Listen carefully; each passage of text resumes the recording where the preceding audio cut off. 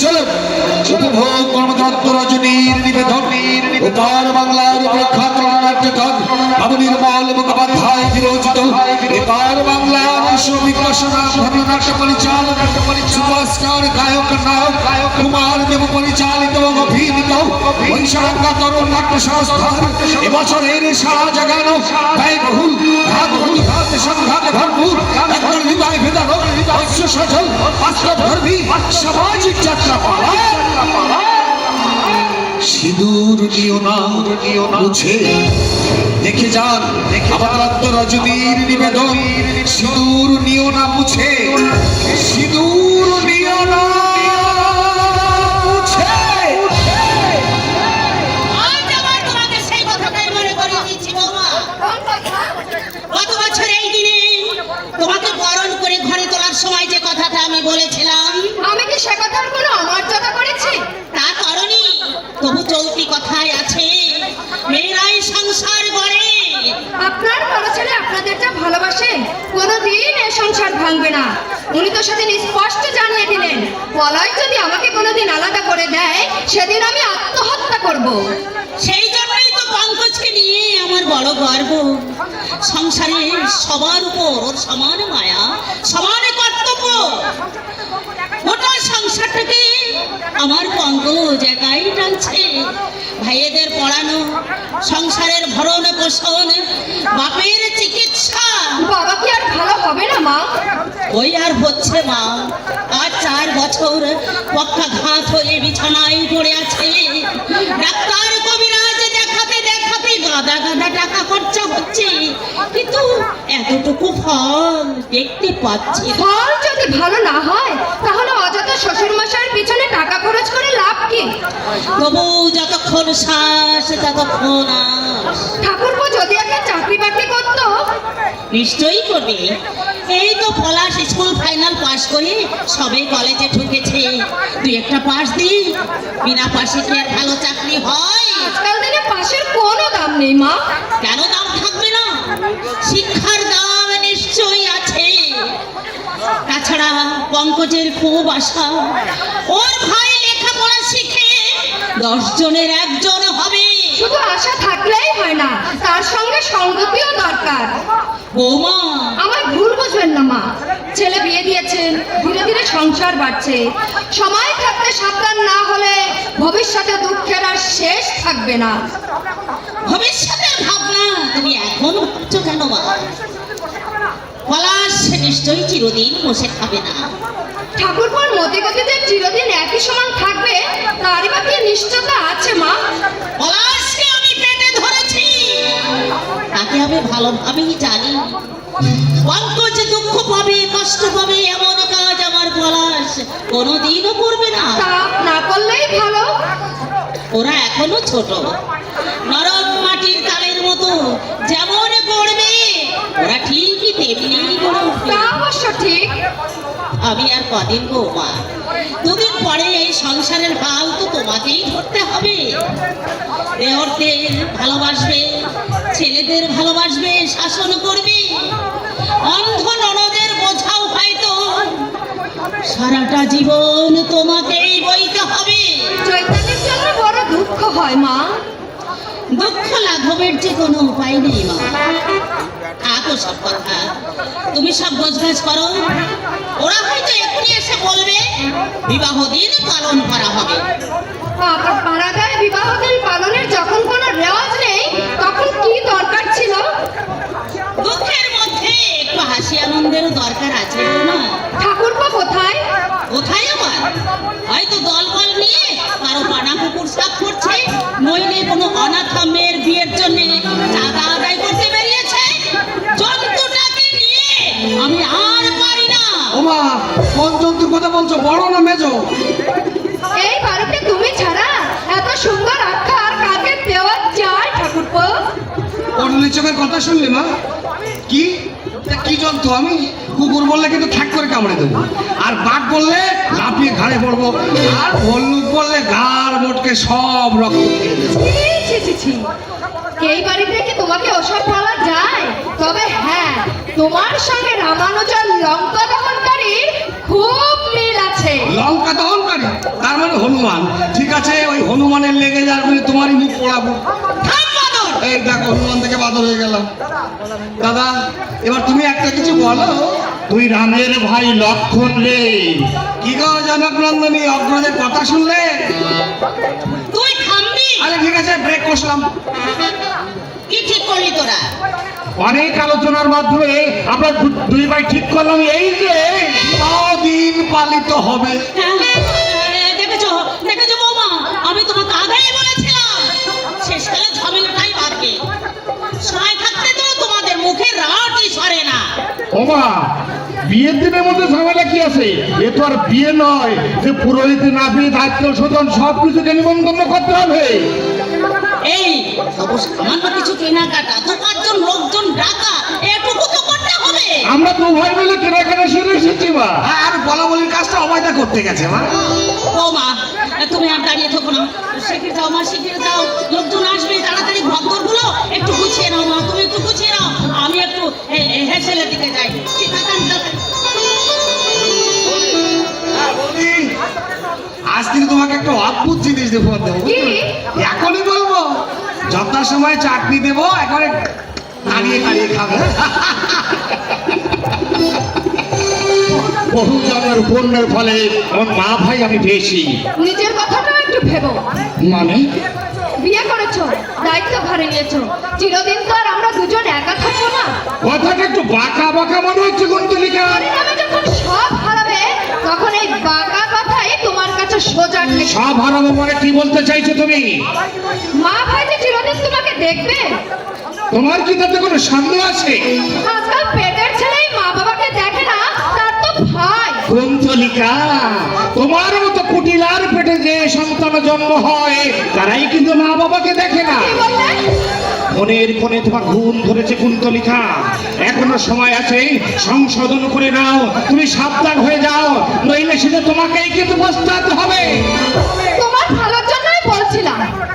অনেকগুলো টাকা মাইনে পাই বলে তোমার চোখটা ধাঁধিয়ে গেছে, কিন্তু তুমি ভুলে যেও না কুন্তলিকা, অনেক অনেক জমিগুলো বাধা দিয়ে ওই বাবা আমাকে অনেকগুলো টাকা দিয়েছিল বলেই তো আজ আমি চাকরি করছি, আজ এমনি ভাবে চলতে পারছি। কিন্তু একটা কথা তুমিও ভুলে যেও না, সেই জমির টাকাগুলো আজও কিন্তু শোধ করতে পারেনি। জমিটা কিন্তু আজও ভবতোষ টাকার কাছে বাধা। কিন্তু শুধু এইটুকু জানো না যে আমার বাবা ওই সম্পত্তি অনেক পরিশ্রম করে, অনেক কষ্ট করে, তিল তিল করে ওই সম্পত্তি করেছিল। কিন্তু সেই বাবা আজ 4 বছর পক্ষাঘাতে পড়ে আছে, যাদেরকে তোমরা আজ বোঝা মনে করছো। আমি কি তা কখনো বলেছি? সোজাসুজি না বললেও আবার সেই ইঙ্গিতে তোমরা অনেক কথা বুঝিয়ে দিয়েছো। চাকরি করে টাকা এনে সংসারের পিছনে খরচ করছি আমি, যাতে তোমার গায়ে জ্বালা ধরছে কেন? কারণ যুগের হাওয়া যে পাল্টে গেছে, এখন আসনের চেয়ে নকলের চটক বেশি। গাছের কথা কোনো আর কেউ ভাবে না, ফুল ফলেরই কদর বেশি করে করে। ঠিক বলেছিস অভয়। অভয়ের ঠিক কথা কে আর শুনছে বলো? সবাই ভাবে অভয় একটা পাগল, জড়পদার্থের মতো একটা কিছু, কিন্তু একবার কেউ ভেবে দেখে না ভয় নেই যাওয়ার সেই হচ্ছে অভয়। কিসে ভয় নেই? আদর্শের আদর্শ কখনো মরে না, কখনো হারে না। তাই মানুষরা একটু একটু করে আদর্শ থেকে সরে যাচ্ছে, স্বেচ্ছায় বলছে, হয়ে রক্ত পাঠে আবদ্ধ হয়ে একটু একটু করে বলছে। অভয়ের কথা শুনে চৈতন্য হারাচ্ছে। কি বলছিস তুই অভয়? ওরে পাল্টে গেছে যুগের হাওয়া, কেউ ধরে না কারো ধার। পাল্টে গেছে যুগের হাওয়া, কেউ ধরে না কারো ধার। আসল ভেবে নকল দেখি, আসল ভেবে নকল দেখি, নকল বেশি চটকদার, কেউ ধরে না ধার। পাল্টে গেছে যুগের হাওয়া, কেউ ধরে না কারো ধার।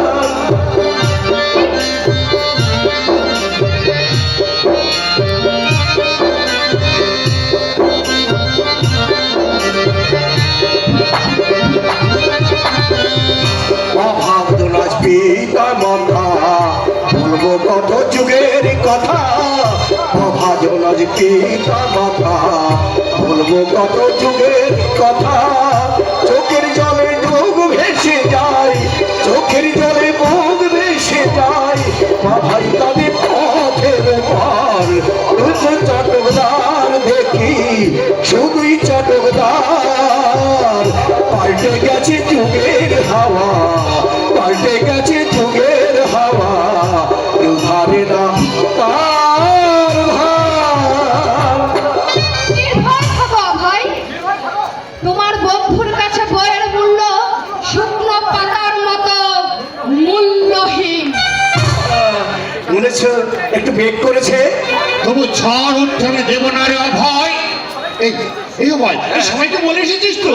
হ্যাঁ বলে এসেছি বিপিন বাবু ভগত সালদার বল্লভ চট্টোপাধ্যায় কাউকে আমি বাদ দেনি সবাইকে বলেছি বেশ, তুই ভালোই করেছিস। আয় ওদিকে আমাদের সবাইকে জোগাড় করতে হবে। চলে চলে চলে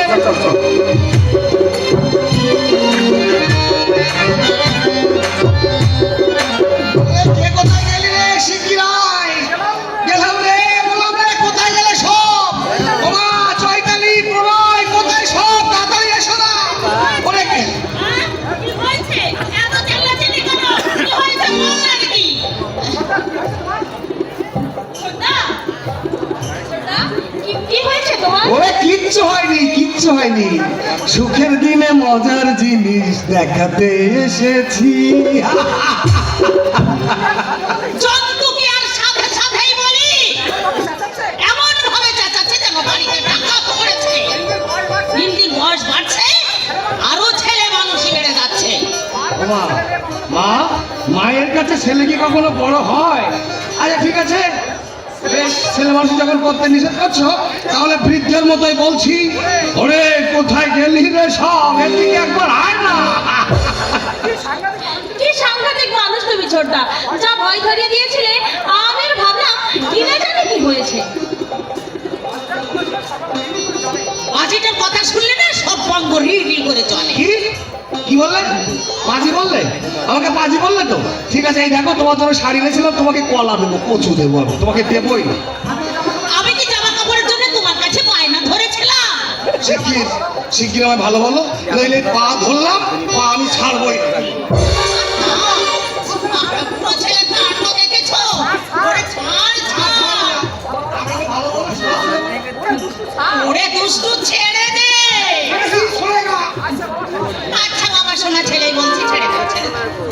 আদর করো চুমু খাও কি জ্বালাতেই না পারিস তো। বলছি কি তা এত জামা কাপড় কিনতে গেলি কেন? মা আর তো মাত্র 1.5 মাস পরে দুর্গা পুজো তাই দুটো কাজ একসঙ্গে করে ফেললাম কি ভালো করিনি? মন্দ বলার কি আর উপায় আছে? আচ্ছা মা বৌদি কোথায় গেল সেই চুলেশ্বরী কুন্তলিকা দেবী? আচ্ছা তুই দাঁড়া আমি রেখে দিচ্ছি। হ্যাঁ দাও ফেলে দাও চৈতালি তুই বুঝি ভাবছিস যে আমায় কখন দেবে তাই না? কখনো না। ঠাকুরপো, আমায় ডাকছো? হ্যাঁ ডাকছি কেন ডাকছি জানো তো? কেন? তোর রূপ দেখতে। রূপ কি আর আছে ভাই যে দেখবে? না রূপ আছে বলেই তো দাদার একেবারে মাথা ঘুরিয়ে দিয়েছে। রূপের দেমাগ কি তোমার কম বৌদি? তা ঠিক আমি দেখতে পাই না সত্যি, তবু বৌদির রূপের সুখ্যাতি এ গায়ে সবাই করে। অনেক কাজ আছে দেখেছো কেন তাই বলো। ও মা নতুন জামা কাপড় এনেছো? কই দেখ। বাবা বাবা বাবা ভারী শাড়িটা তো ভারী চমৎকার, এটা তো ভারী চটকে রং। কার জন্য এনেছো ঠাকুরপো এটা? চৈতালির জন্য ওটা চৈতালির জন্য। ও আমি আরো ভাবলাম দেখো দেখো ঠাকুরজি রংটা তোমার পছন্দ হয় কিনা। দেখতে পেলে নিশ্চয়ই হতো বৌদি। ও তাও তো বটে, তো ওর জন্য এত ছোট রঙের শাড়ি আনার কি দরকার ছিল? ও কি দেখতে পায়? আমরা তো পাই। আচ্ছা বৌদি ঠিকই বলেছে, আমি অন্ধ, অত রং চোখে আমার কি দরকার? সবই তো আমার কাছে অন্ধকার। এই। এরপর থেকে তুমি আমার জন্য সাদা মাটা কাপড় এনো।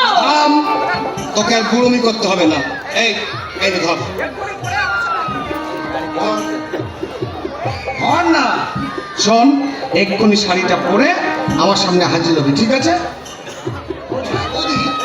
এই নাও। এটা তোমার চোখ।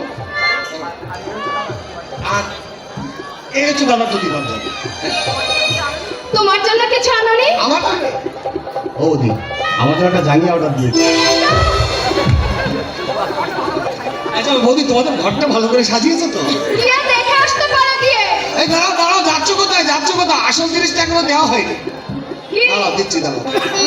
কি আছে ওতে? তোমার যে উপহারটা দেবো বলেছিলাম সেটা তো নিয়ে যাবে। এই নাও, ধরো। এই ধরো না, তাড়াতাড়ি এটা সব দেওয়ার জন্য হয়। এটা কি বলো তো?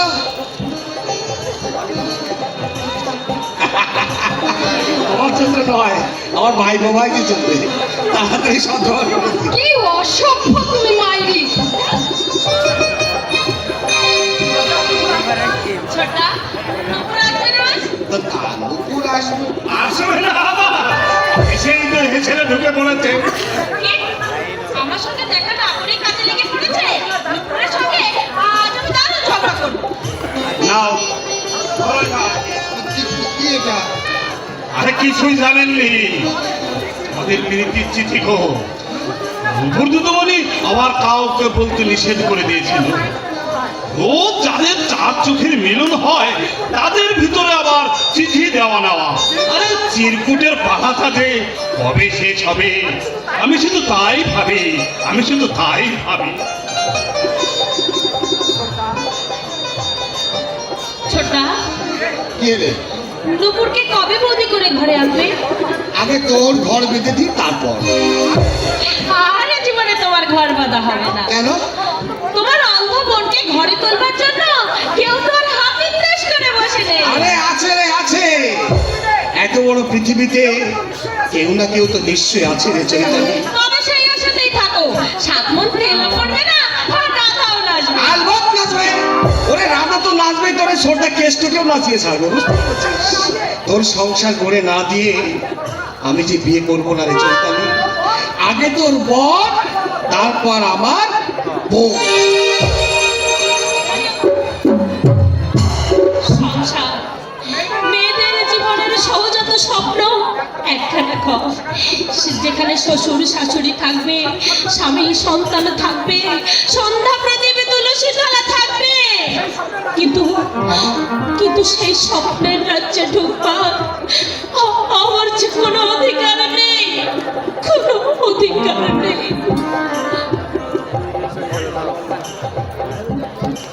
পলাশ পলাশ পলাশ,